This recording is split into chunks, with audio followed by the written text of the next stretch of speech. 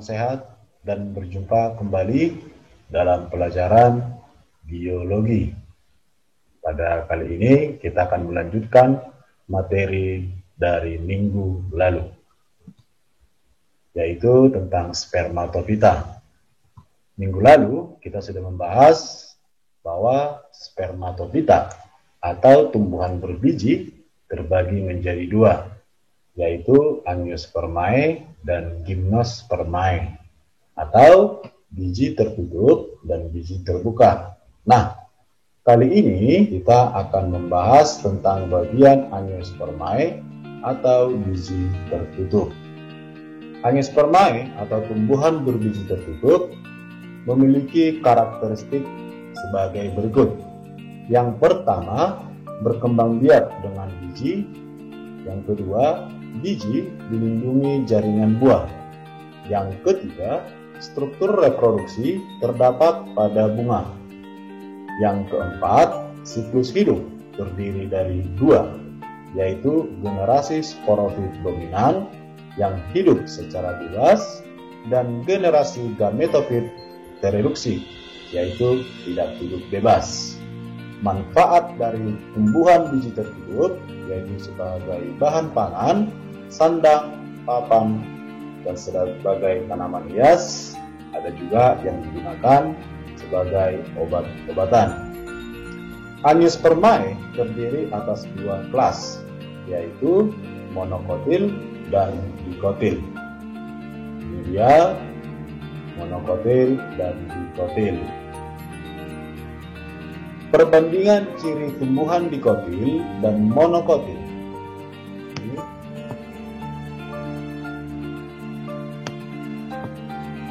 Yang pertama, dikotil.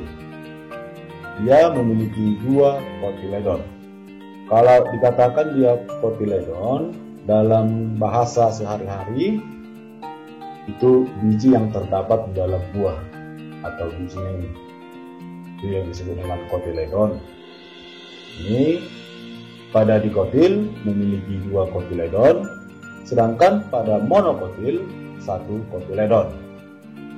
Bentuk daripada daun yaitu pada dikotil pertulangan daun menyirip dan menjari. Kambiumnya ada, berkas pengangkut melingkar. Yang berikutnya, bagian bunga kelipatan 2, 4, atau 5. Dan akar daripada tumbuhan dikotil yaitu akar tunggang. Sedangkan pada monokotil, kotiledonnya itu terdiri dari satu kotiledon. Pertulangan daun sejajar dan melengkung. Kambium tidak ada, berkas pengangkut tersebar. Bagian bunga kelipatan 3. Dan akar pada monokotil akar serabut. Sekarang mari kita perhatikan dari struktur bunga. Struktur bunga yang pertama itu ada daun mahkota atau yang disebut dengan petal, kepala sari atau anter, benang sari atau stamen, dan kepala putik dan bakal buah atau bakal buah yang disebut dengan ovari. Ini dia. Kepala putik dan bakal buah itu disatukan menjadi putik atau yang disebut dengan stem. Dan bakal biji atau ovul yang terdapat di dalam kepala putik. Dan yang terakhir atau pada bagian bawah, daun kelopak atau yang disebut dengan sepal. Berdasarkan kelamin bunga, terdiri dari dua. Yang pertama, ada bunga biseksual atau yang disebut dengan hermafrodit. Bunga biseksual adalah pada satu bunga terdapat benang sari dan putik, atau terdapat dari jantan dan betina, daun kelopak dan daun mahkota. Contoh dari tanaman itu seperti jambu, jeruk, dan kembang sepatu. Yang kedua, ada bunga uniseksual, yaitu pada satu bunga terdapat benang sari saja atau putik saja. Maksudnya, dalam satu bunga itu hanya terdiri dari satu kelamin saja, jantan atau betina, kelopak dan daun mahkota.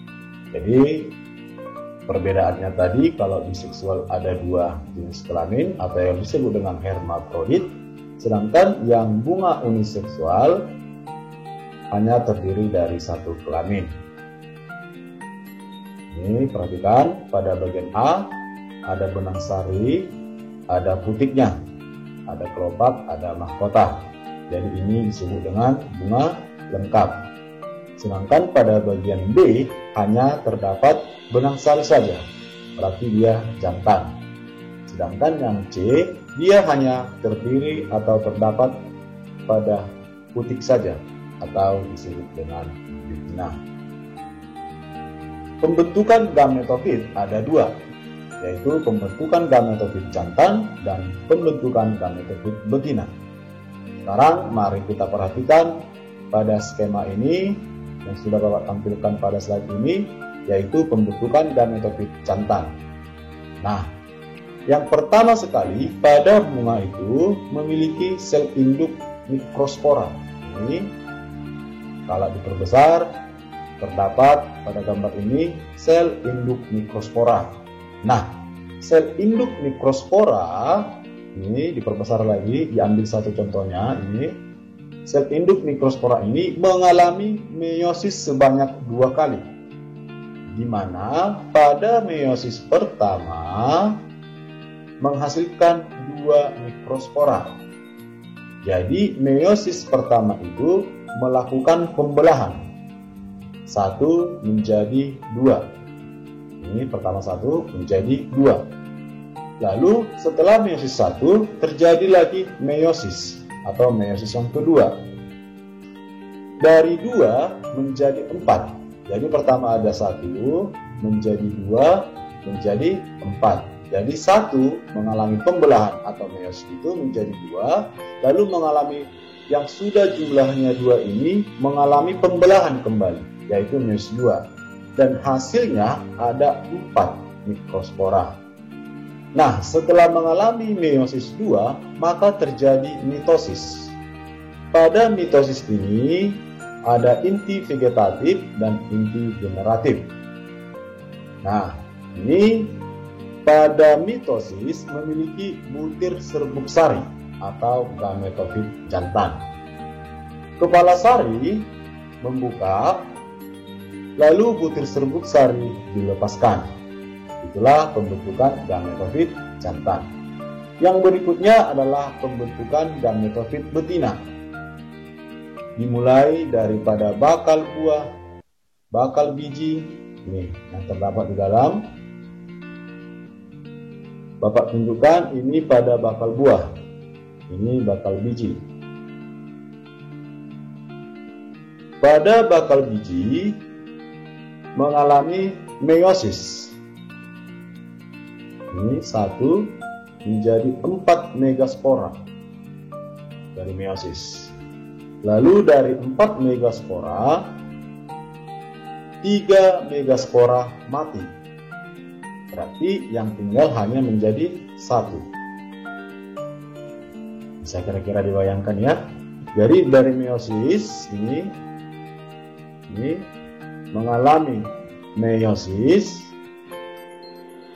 menghasilkan 4 megaspora. Ternyata dari 4 megaspora ini 3 di antara 4 itu mati. Ini 3 megaspora mati. Berarti tinggal 1 megaspora berkembang. 1 megaspora ini yang tertinggal tadi akan mengalami mitosis. Nah, 1 menjadi 2, mitosis 1 atau pembelahan. 1 menjadi 2. Dari mitosis 1 menjadi mitosis 2, yaitu 2 menjadi 4. Dari mitosis 2 mengalami mitosis 3, berarti mengalami pembelahan lagi. Berarti 1 menjadi 2, 2 menjadi 4, 4 menjadi 8. Itu dia. Nah, lalu dari hasil pembelahan mitosis 3 akan terjadi pembelahan sitoplasma yang hasilnya 7 sel dan 8 inti. Itulah pembentukan gametofit betina. Baik, sekarang perhatikan bagian daur hidup tumbuhan biji tertutup. Yang pertama ada serbuk sari, ada sel calon kantong lembaga. Kita ulangi, ada serbuk sari, ada sel calon kantong lembaga. Serbuk sari berubah menjadi bulu serbuk sari, sedangkan sel calon kantong lembaga berubah menjadi kantong lembaga. Bulu serbuk sari memiliki 2 inti sperma, satu inti sperma 1, yang kedua inti sperma 2. Sedangkan kantong lembaga memiliki 1 sel telur, satu lagi inti kandung lembaga sekunder. Inti sperma dan inti sel telur dan inti kandung lembaga mengalami peleburan yang membentuk zigot ditambah bakal endosperma, embrio tambah endosperma. Zigot tambah bakal endosperma, embrio tambah endosperm menghasilkan tumbuhan biji tertutup. Tumbuhan biji tertutup akan menghasilkan bunga, di mana bunga ini memiliki benang sari dan kepala putik. Benang sari menghasilkan kepala sari, putik menghasilkan bakal biji. Baru kembali ke awal. Dari kepala sari menghasilkan serbuk sari, sedangkan bakal biji menghasilkan sel calon kantong lembaga. Begitulah seterusnya.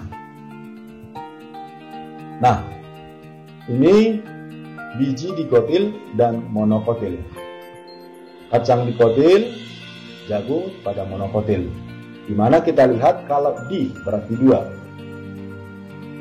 Ini terbelah menjadi 2. Nah, jika ditampilkan maka dia akan seperti ini. Ini yang disebut dengan poros embrio. Ini kulit biji atau pada bagian terluar ada plumula atau yang akan nantinya menjadi daun, dan ada radikula yang akan nantinya menjadi akar, dan ini kotiledon.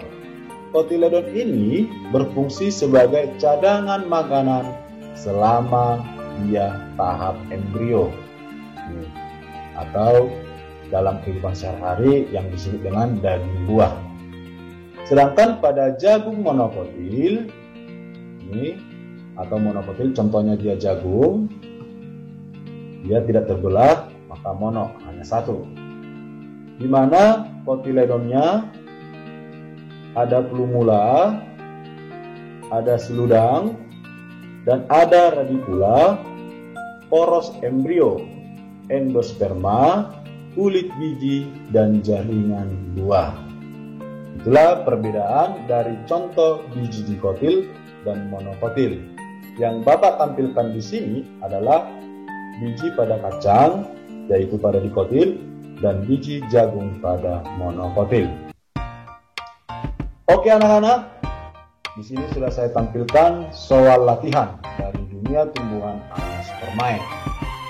Mohon soalnya ini dikerjakan dan dikumpul melalui classroom. Baik, sampai di sini pertemuan kita kali ini. Tetap semangat belajar dan jangan lupa berdoa.